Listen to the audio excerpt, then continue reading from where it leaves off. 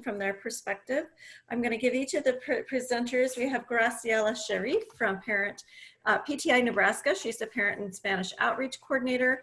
Pat Cottingham from Disability Rights Nebraska, who is their Inclusive Education Lay Advocacy Project Coordinator. And then Janet, I think it's Enriquez, I hope I said that right, a student associated with Nebraska Youth Leadership Council. So if we could start with Graciela, a brief introduction, 1 to 2 minutes, and then we will let Graciela start our panel discussion.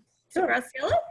Yes, hello everyone. My name is Graciela Sharif and I am the Cultural Diversity Coordinator for Parent Training and Information, families that have children with disabilities. I work mainly with Spanish speaking families, but I also work with a lot of immigrant refugee families as well. I am also the Cultural Diversity Coordinator for the LEN program at Munroe-Meyer. LEN stands for Leadership Education in Neurodevelopmental and Related Disabilities. And I also do some contract work with Disability Rights Nebraska, educating our young adults with disabilities about the importance of voting and understanding the political process. And I am the mother of a 21-year-old young man with Down syndrome. Thank you. Okay, Pat. Hey, let's see, I'm working on it here. Oh, I can't turn on my video. I'm Pat Cottingham and I work with Disability Rights Nebraska. I have taken this job as the Inclusive Education Lay Advocacy Project Coordinator about 2 years ago. We had been working on this project for about 4 years when I took the position. Now we've been doing this for 2 years, and what I did was I developed a curriculum, and we have trained 9 advocates in Lincoln, and we are currently in the process of training 9 more advocates, 3 from Lincoln, 2 from Omaha, 3 from Kearney area, and 1 from, it'll come to me. But anyway, and so what we're doing is we're training advocates who will go to IEP meetings and work with families to encourage inclusive education practices. It's a long road that we're on, but we are going to, we're going to do what we can. Okay, great. And Janet, do you have a video, Janet, that you can come on and greet everybody? Okay, there we go. Hi, I'm Janet Enriquez. I am one of the NYLC members. So I'm from York, Nebraska, and I am a graduate from 2020. Perfect, thank you. Okay, well, Graciela, can you start us off a little bit about your experiences? And I know you're going to touch on a few systemic issues that we're still dealing with, so thank you. Yeah, thank you. Well, first of all, I think this is a great opportunity to celebrate the 30th anniversary of the Americans with Disability Act, but it's also a great opportunity to celebrate other legislation that focuses on education. And you mentioned, Kristen, the Individuals with Disability Education Act, which actually covers kids from birth through age 21 or when they finish high school. IDA requires public schools to find and evaluate children with disabilities at no cost to the families. And believe it or not, until now, a lot of families are not aware of that. Kids have the right to a free and appropriate public education through an individualized education program. And FAPE means special education, related services, accommodations, assistive technology. This wonderful law has made it possible for my son and for 7.1 million children in the United States to be able to access their education, to be able to access related services that meet their unique needs and prepares them for further education, employment, and independent living. Now that my son, Nedal is his name, I also have an 18-year-old son who is getting ready to go to college. But Nedal is 21, and Nidal has just ended his protections under IDEA because he, as I mentioned, is 21 and has finished his transition program. So he is embarking in his new adult life under the protections of the Americans with Disability Act. Now, I would like to share my family's journey, and also I'm going to be sharing a little bit about two other students that I would like you to hear about, because even though we have achieved a lot through the years, I want you to know that there is a lot of work still to be done. As a Peruvian Muslim mother of a young adult with developmental disabilities, and as a professional working with under-resourced families and other professionals that deliver services for people with developmental disabilities, I have experienced challenges and obstacles that exist in our communities and in our institutions. And I'd like to tell you, first of all, we'll start from Nidal's when he was a baby. The early intervention services were wonderful. I mean, the professionals who came to my home not only focused on teaching me as a mother to help my child develop to his fullest potential, but they also focused on my family, on my family's needs. They listened to me when I had about my fears of the future. They provided me with information, with resources in the community. And most importantly, they connected me to a group of parents that had babies and toddlers with Down syndrome. And that group provided to me so much information and support at that time. That group is now known as the Down Syndrome Alliance of the Midlands. And I am forever thankful to those professionals that came into my home and provided my whole family with that support. Then came preschool. What a difficult transition, letting your 3-year-old getting into a van with a stranger. That was not easy. And I was one of those moms that followed the van to make sure that their child was safe. But it was an exciting experience to see my little 3-year-old being in a school setting and learning in such early age. And all at that time, didn't realize, but it was all possible thanks to IDEA that provided that funding to states to deliver these services to young children with disabilities. Then came kindergarten. When we faced, this is actually the time where we faced our first obstacle. I wish I could tell you that Nidal's inclusion elementary school experience was all the time like Samuel's, but I would be lying. The summer before Nidal started kindergarten, we had 4 to 5 IEP meetings.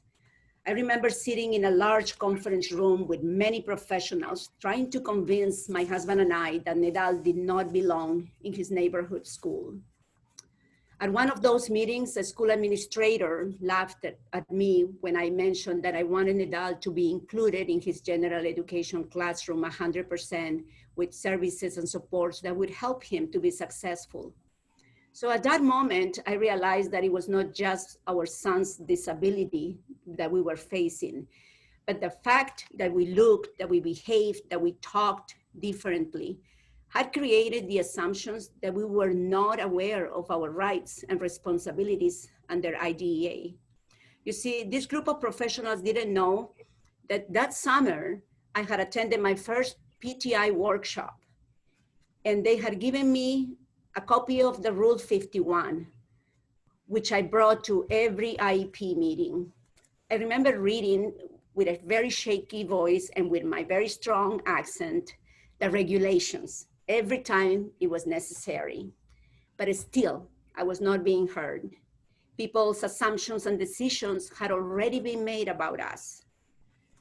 The 4 IEP meetings, a visit with the special education director to share about the violations they had committed during our meetings, a letter to the superintendent about the treatment that we experienced from one of their administrators. All that made it possible for our son to be able to attend his neighborhood school. It was difficult, but we made it. And that experience, we stayed in that elementary school for 2 years. And that was a true inclusive experience, like Samuel's. I mean, the principal, the teachers were very honest from the beginning, and they told us, you know what, we don't know much about Down syndrome, but we are going to learn together. And they really did. They trained their staff. And they not just didn't learn about Down syndrome, but they also learned about our cultures.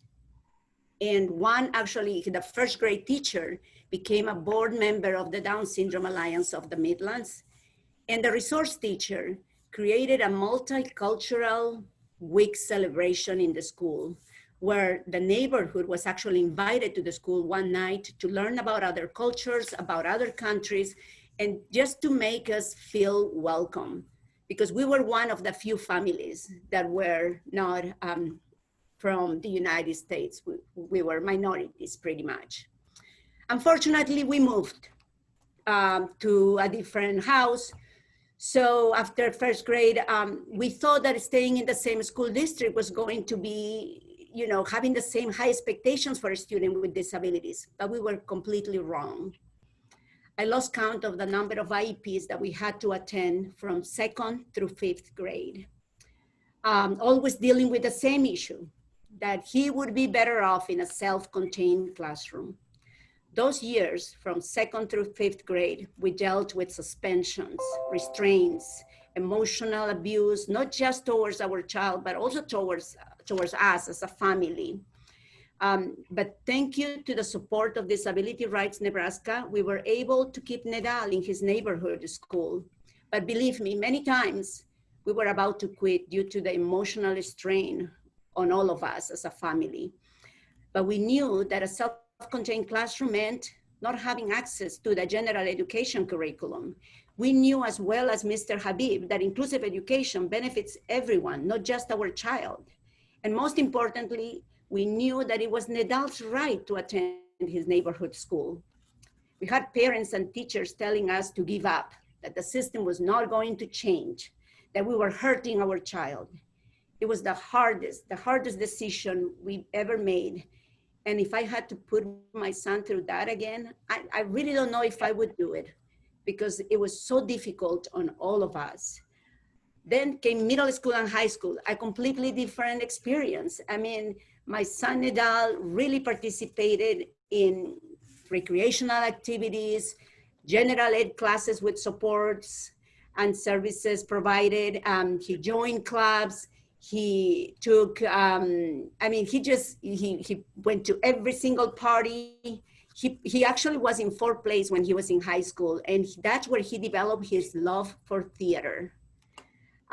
Only once in middle school, the principal called me to tell me that Nedal was not going to be able to join the running club because he was not able to keep up with the other kids. And it was dangerous for him to stay behind running through the neighborhoods. So I thank the principal for that, because I really used that information to let him know that I was going to be calling an IEP meeting to find the supports necessary for Nedal to participate in that extracurricular activity. Next day, the principal emailed me telling me that the problem was solved, that they had found a para who was going to stay behind with Nedal to make sure that he was safe. So I realized through the years that knowledge is power.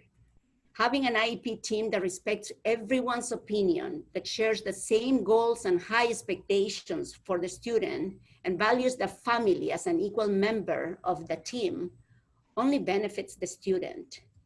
And looking back at my family's journey, I have to admit that although we faced obstacles and struggles along the way, we were able to accomplish and work as a team to provide my son with free and appropriate public education in the least restrictive environment, just as IDEA mandates.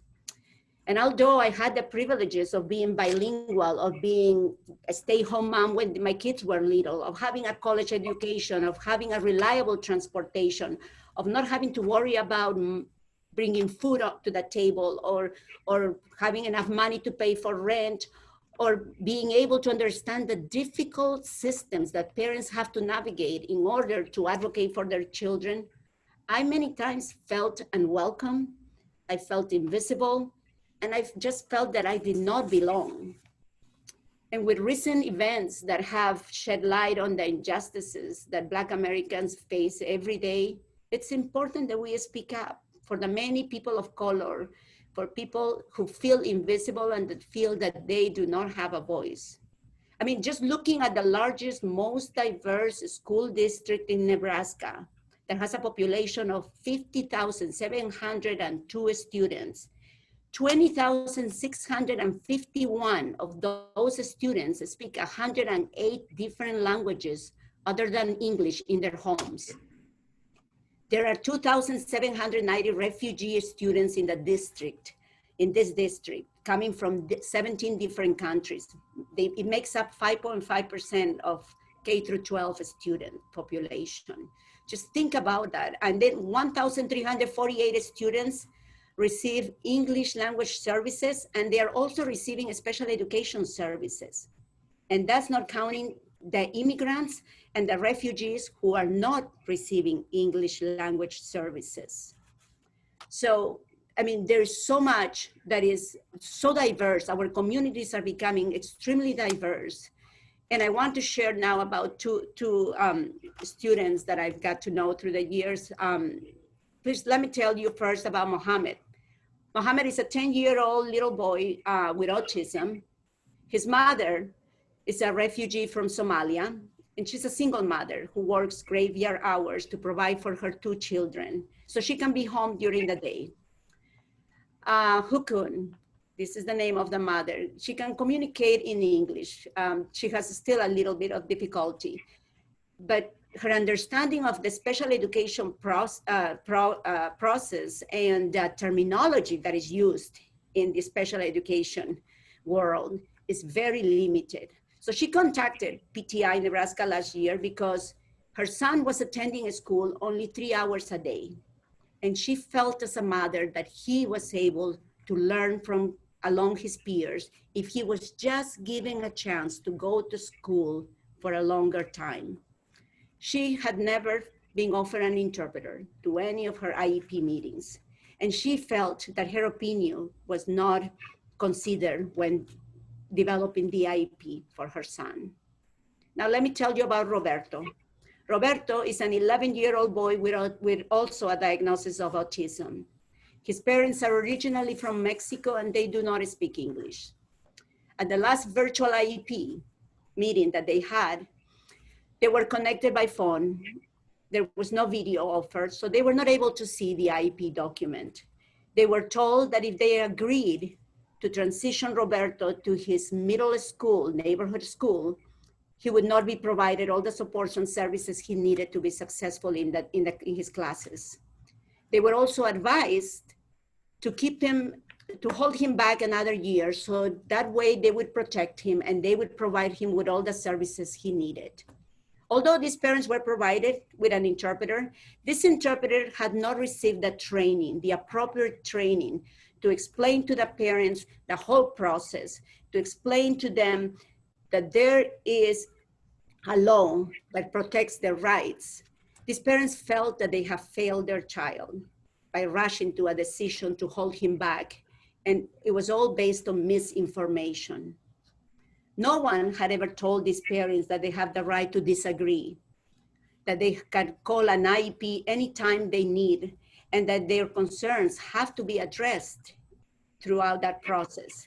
They had no idea that an IEP is a legal document that ensures that their child is entitled to a free and appropriate public education in the least restrictive environment. And there are many more stories that I could share with you based on misunderstandings, on lack of trust, on lack of communication that could easily be avoided if we had only taken the time to train our interpreters, to utilize cultural liaisons that can actually help us bridge that gap, to explain the special education process, to listen and to learn from our diverse families.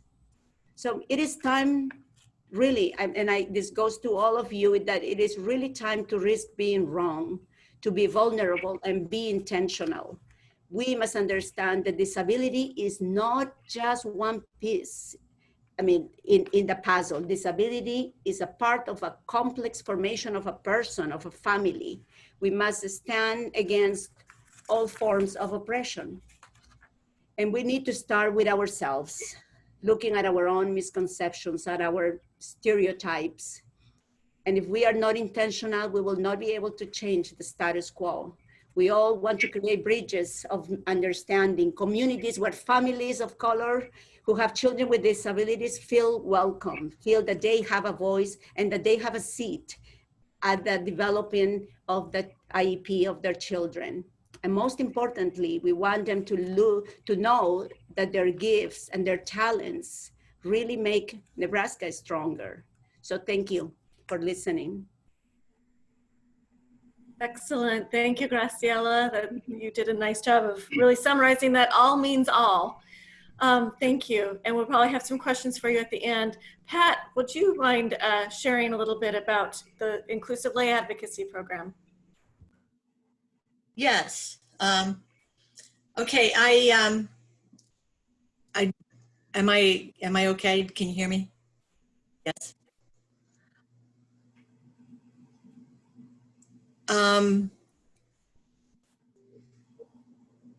So I can't see myself on here. I don't know if we can see you and hear you.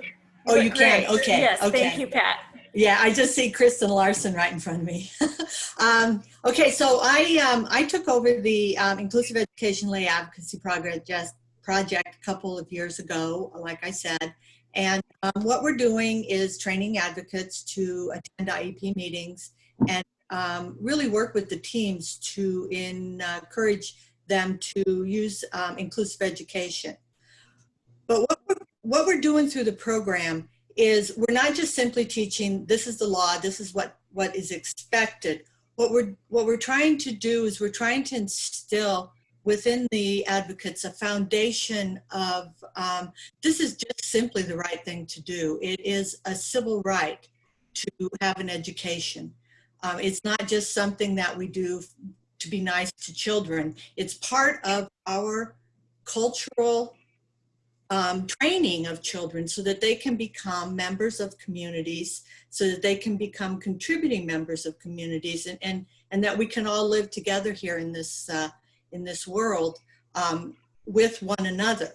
And so what we want to do is we want to really get the advocates to understand that it is so important that all students, and that's not just students with disabilities, but all students, attend and are welcomed by their neighborhood schools in age-appropriate, regular classes, and that they are supported to learn, contribute, and participate in all aspects of the life of the school.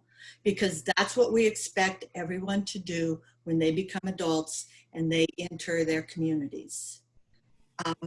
So this is the definition that we use for inclusive education through our project.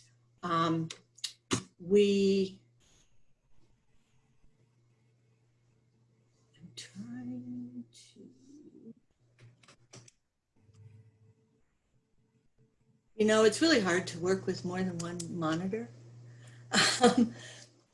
So what we're trying to do is we're trying to instill a belief that all students, regardless of labels, should be members of their general education community, that they shouldn't be excluded, they should not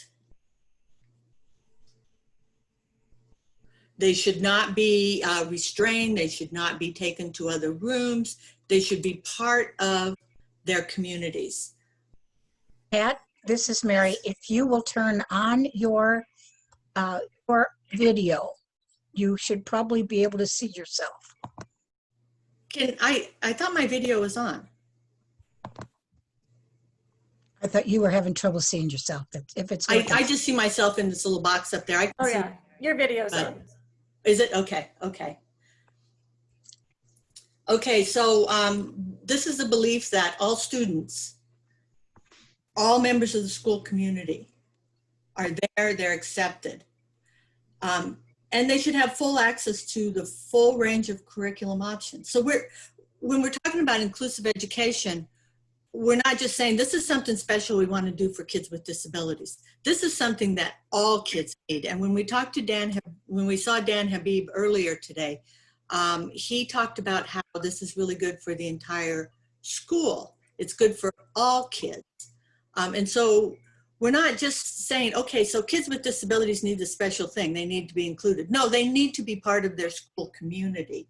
They need to have a full range of access to curriculum options, as do all children who come to school. So for example, this means that students without disabilities should be able to utilize the resource room without having to get a label first. So if a parent has a child who's struggling in reading or math or science, they should be able to go to the resource room and get tutoring, just like everybody else, right? They shouldn't have to have a label to access that service. It also means that students with disabilities have access to typical homerooms, general education curriculum classrooms, courses, school clubs. As Graciela was saying, her son was able to be part of sports teams. He was able to be parts of clubs. And this is what we expect for all students within the schools. That's what inclusion is, everyone. So the philosophy of inclusion encourages the elimination of the dual system that we operate under now. So we have one system for students with special needs. We have another system for students who are deemed typical. And what happens to all the students in between those two? There's a full range of struggles that students engage in within school systems. They struggle with math, maybe they do well in reading. Everybody struggles in school.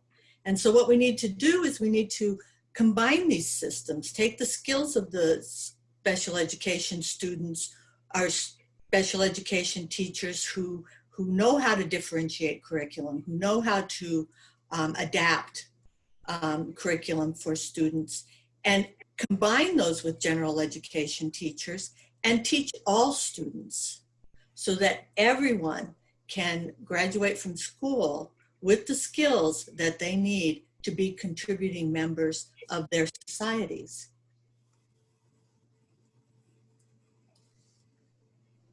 This is kind of a, I'm sorry.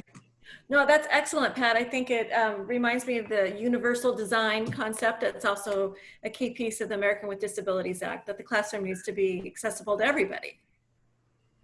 Yeah, absolutely. It is the whole universal design idea that, you know, when you adapt something for somebody who needs to have those supports, it helps everyone. They put in curb cuts. Everyone benefits from curb cuts.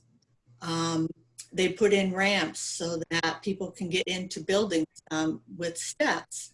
Everyone benefits from those. When all children are in the same classroom, all children of the same age in the same classroom, everyone in the classroom benefits. Research shows us that students who do not have disabilities make significantly better progress in both math and reading when they're educated in inclusive. And Dan Habib said that in his presentation. Research also shows that kids who helped out and supported their peers with disabilities in general education settings illustrated positive academic outcomes. They also illustrate positive social outcomes. So they're more equipped to work with people of all ranges of ability. Research also shows that full inclusion in general education settings as compared to special settings for students with intellectual disability results in improved literacy skills. And so students who are educated with their same age peers using the same general curriculum that everyone has access to develop the skills that they need to become contributing members of their society. And isn't that what we're looking for? Absolutely. That's exactly what we're looking for. Yes, excellent. Do you have some more comments that you'd like to share, Pat? I'm looking at your time frame. You've got about another 5 minutes if you have other things to share. Yeah, we right now we're working with, like I said, 9 advocates. We're being trained to become advocates. One of the things that we're really struggling with is referrals. Something that happens in Nebraska, which is kind of interesting, is that no one seems to have a problem with school. The number of school complaints that are made to the Department of Education is very, very small. Years ago, there was one complaint. There are very few due process hearings that are filed. And so what we think has happened by talking to people across the state is that people really do accept that this is what we offer and this is what you get, rather than being able to say, no, this is what we need. This is what our vision for our child is. And Dan Habib mentioned that as well, and Graciela talked about vision. This is what we hope for this child. This is where they need to be. And so if you can go to school and you can say, this is our vision, how do we get there? Okay, you're the professionals. You help us get there, and help us get there by having my child be part of this school community, because when my child becomes an adult, my child will be part of a community and needs the skills and the experiences that come with those lessons in school. And so we think that this is really important, but I think people don't want to complain. And another thing that I hear is that they fear retribution from the schools as a result of the push, that you become a disgruntled parent. And so we're just trying to get the word out. We're just trying to let people know that that this is what we're doing, and we need to change this philosophy. Okay. So for our viewers that are on here that might not be familiar with you, could they learn more about the program by Googling like Disability Rights Nebraska and getting your contact information, reaching out through an email, that sort of thing? Yes, so if you go to the Disability Rights Nebraska website, there's the menu, what do we do? And under inclusion, there's inclusive education. And that's where you'll find us, and you're welcome to get in touch with me. We will be planning another training in October. It will be an online training. We initially did face-to-face, but with the COVID restrictions, we're forced to develop it into an online training. And so that's what we're currently doing is completely online.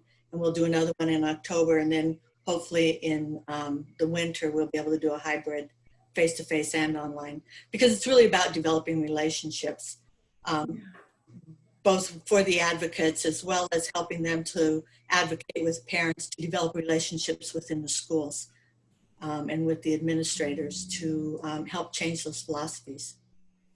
Excellent. Thank you so much, Pat. I do want to mention we've had a few comments in our chat box. We'll round those questions up. Mary's helping me with that at the end. But Ashley with the ARC of Nebraska has reminded folks that LB 147 is being discussed on the floor right now. And it probably will go a good 3 hours, I think, to meet the filibuster requirement. But she's encouraging folks to contact their senators. We are working definitely as a coalition with this particular piece of legislation. So if those of you have time to pop off or make a call, we'd encourage you to do that. Pat, thank you so much. I know the inclusive education and even the issue of seclusion and restraint Kristen. is near and dear to your heart. Yes. Kristen, you may find that some of the senators use tweets. Oh. They are on Twitter. And if you know your senator well enough to tweet them, I've had other senators who are more than willing to answer tweets. Great. Excellent idea. And actually use them to be calling out. Okay. All right. Well, Janet, would you mind taking a turn and sharing a little bit about your transition story and your experience as a student? Yes. So, let me tell you this. When I was a little kid, I would not talk to anybody since I was a kid. So, I'd be scared of like talking to my teachers. I would never, I was scared of talking to my upper and lower classes. When I was in kindergarten, because I moved from California when I was like little, and I moved to Nebraska in like 2009.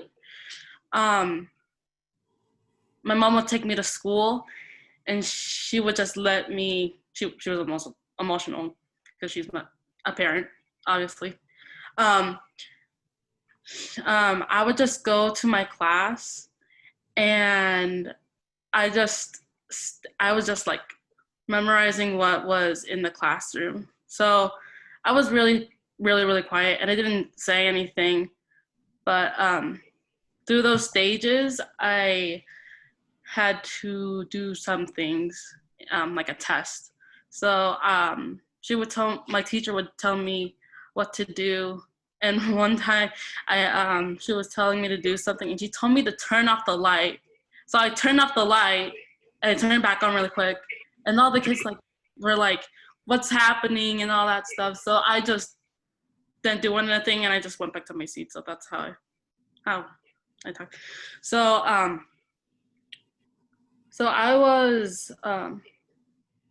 when I was in kindergarten through 8th, I would never talk to those kids because when I was in through those stages from kindergarten to 8th, I would go to public school.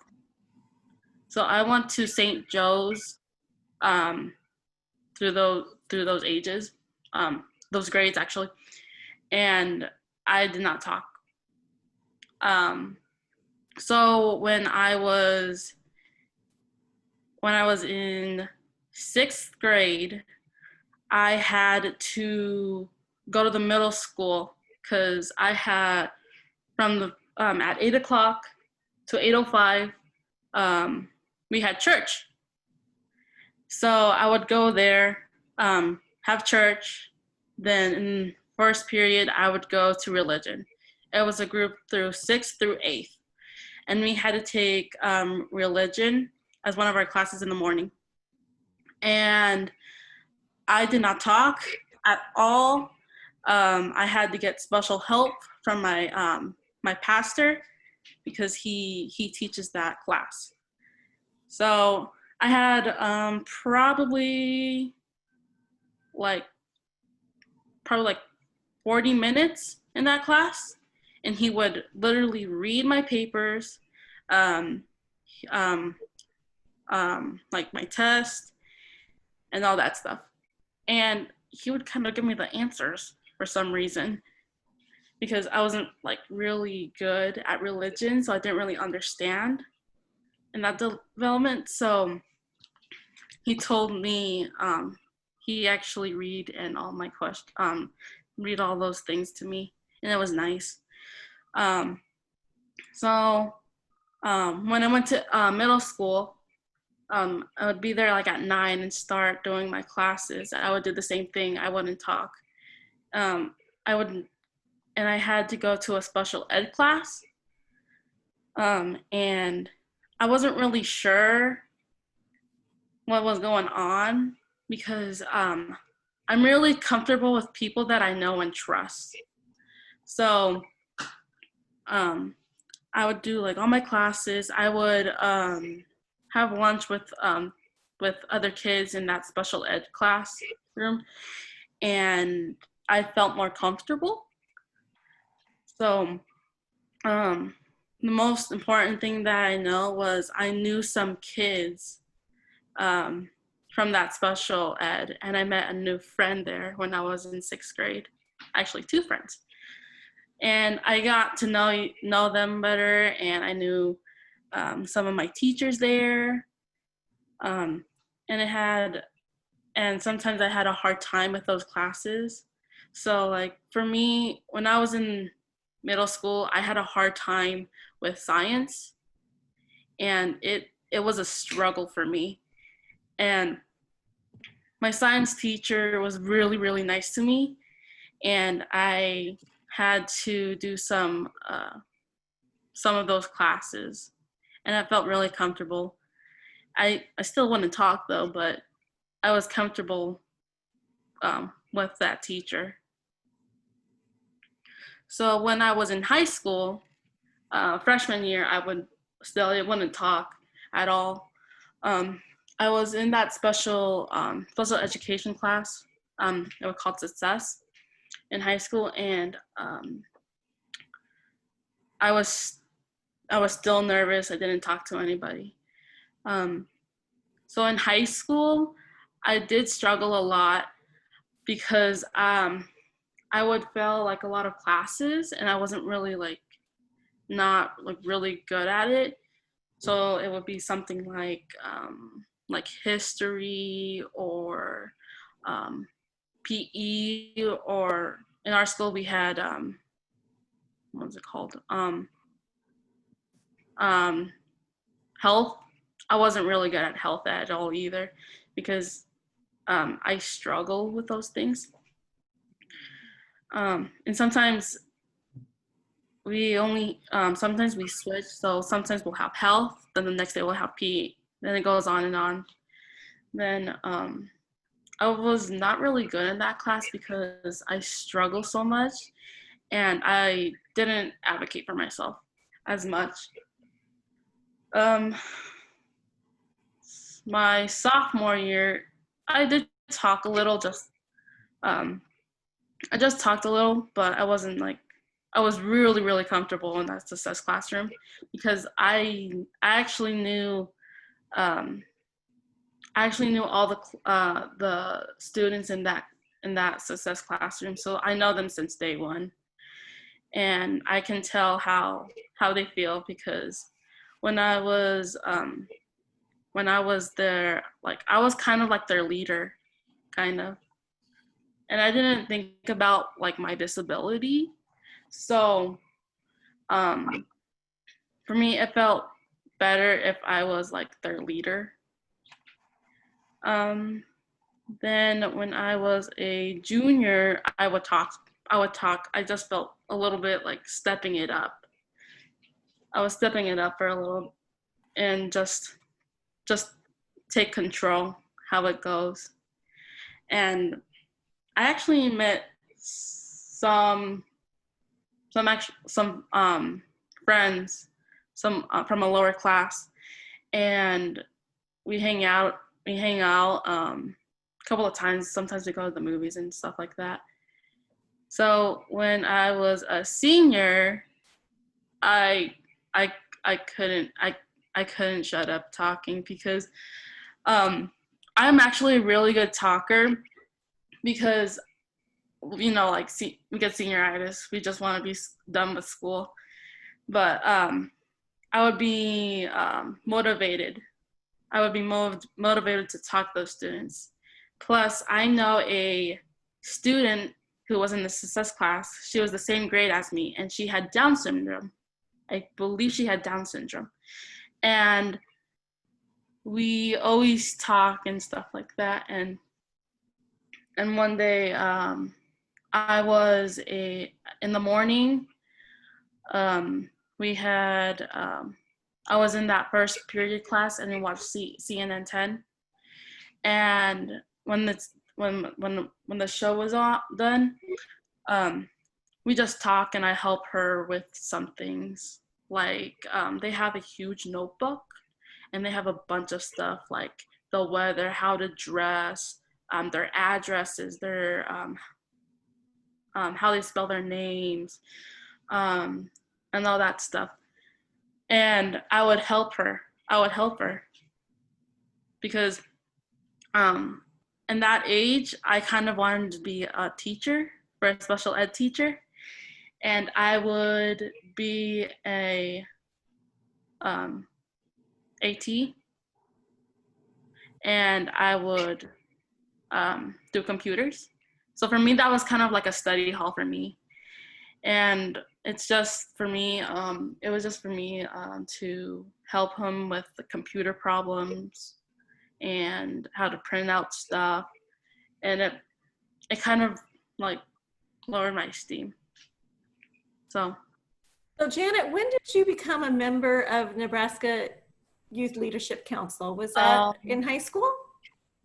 Actually, no. I was transitioning to Project Search. So Project Search was a year for people with disabilities to advocate and get it's kind of like a practice job. So you would take 3 internships, and you have to based on what you want to do. So like my 3 internships were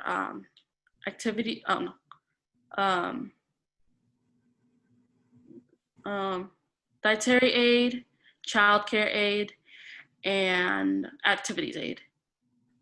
And you have those transitions. So every like 4 months, you go to your job site, and those three internships,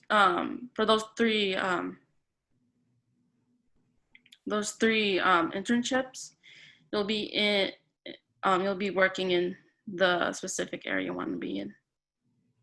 So I actually, when I first got there, I had no idea what I was doing. So I was very new to the program, and my teacher, she's really nice. Her name is Nicole Wetchin. She is like our like our advisor, and I kind of know her because I took 2 years of Steps Academy, and I knew her. She had a program there. Wow, Janet. Well, I'm impressed with your story. I think it's teaching all of us to always presume competence, even if you were a quiet, shy person. Look at how you developed and became even a peer leader. And I'm sure that's what Nebraska Youth Leadership Council saw in your application. And I think in that role, you've encouraged others to be their own advocate as well, correct? Yes, correct. Are you working now, or are you still going? Did you just finish your Project Search rotation? Yes, and I did graduate this year. So very good. So what's next? I don't know yet. I'm still figuring out what I'm gonna do. Oh, great. So do you have any words of advice for all of us who want to help students succeed in school? Just be confident and be happy what you decide. It's your future. Excellent. Well, you did a great job. And for somebody who wouldn't even speak in kindergarten, look at you now. That's pretty incredible. And I actually, when I was done with high school, I went to wages. So that's how I got my confidence. Very good. Well, Kristen, I have a couple of comments. I'm trying to keep them brief because people have been going for a long time here. Most of them are absolutely, thank you so much for all that you've said to all of the participants, all the presenters. Shaisa says, thank you, Graciela, for sharing your story. You're amazing and inspiring advocate. Jamie said the same, you're amazing. That beautifully stated, Graciela. That was a wonderful presentation. Appreciate your sharing your story as well. It was enlightening. I am wondering what we can do to improve the awareness of families in the IEP process and inclusive education. Thanks again. More, thank you for sharing. Then to everyone, that was LB 147 is being debated now. Thank you to Pat, thank you to Janet. I mean, the responses to every presenter has been wonderful. there were, Mark Smith put in, there are federal data have indicated Nebraska has a long history of very low rates of school complaints. This has actually been a concern of our federal partners. We need to empower parents and students to advocate for their children. Let's see, MT says, Twitter in Nebraska is good for senators and social causes. I've got Pat Cottingham's email address in the chat box for anyone who wants to talk to her about inclusive education. Let's see. Anyway, it has been has been very, very positive. Thank you. And Graciela, you can be reached at PTI Nebraska, correct? Yes, PTI Nebraska, G. Sharif. I can add my contact in the. Allison tells you congratulations on your graduation, Janet. Oh, thank you. You deserve it. You worked hard. Thank you. Great job. Congratulations from Pelissa. Josie says thank you for sharing your story, and congrats on your graduation. Oh, thank you. And MT is asking if anyone knows of a pan disability advocacy group. Let MT know. And Graciela is G. Sharif. Okay, and then Ashley, please is saying, please remember to call your senators and tell them oppose LB 147 as soon as possible. It's being debated on the floor right now. There have been some, the usual group of people are acting like everything is cool. Senator Chambers is currently speaking, and I think that will probably start a filibuster. So that is what we've got right Excellent. now. Thank you. It is 3:22. Kathy, And do I you will want to take- share a little bit about what's coming up tomorrow?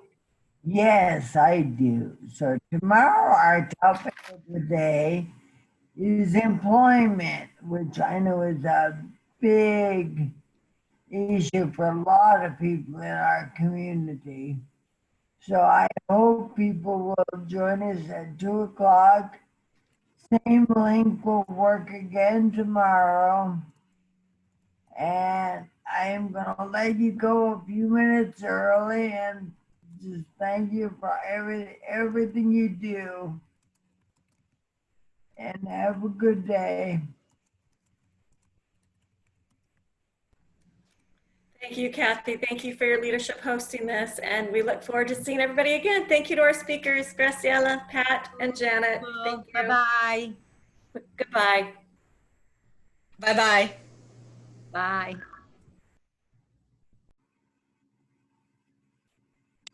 And that's the end of the day's presentations. Bye, everyone. Bye.